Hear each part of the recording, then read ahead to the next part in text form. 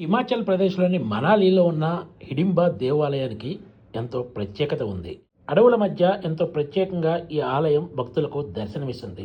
మహాభారతంలో ఈ ఆలయానికి ప్రత్యేక సంబంధం ఉంది. అరణ్యవాసంలో భాగంగా పాండవులు ఈ ప్రదేశంలో కొద్ది రోజులు ఉన్నారని చెప్తారు.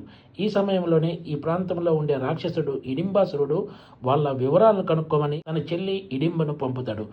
అయితే రాత్రివేళ అక్కడ కాపలాగా ఉన్న భీముని చూసి హిడింబ ప్రేమలో పడుతుంది. తన అన్న వలన అపాయం పొంచి ఉందని భీముణ్ణి హెచ్చరిస్తుంది.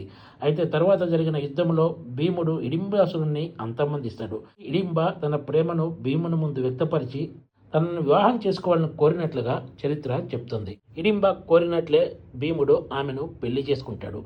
భీముని కారణంగానే హిడింబకు ఘటోత్కచుడు జన్మిస్తాడు. మహాభారత యుద్ధంలో తండ్రి భీముడి ఆదేశం మేరకు యుద్ధానికి దిగి తన ప్రాణాలను అర్పించిన ఘటోత్కచుడి చరిత్ర తెలిసిందే. హిడింబ ఘటోత్కచుడు రాక్షస జాతికి చెందినవారైనా కూడా ఎప్పుడు ఎవరికి హాని తలపెట్టకుండా ధర్మం వైపు నిలబడటంతో వారు కూడా దేవతలుగా కొలవబడుతున్నారనేది చరిత్ర చెప్తున్న మాట.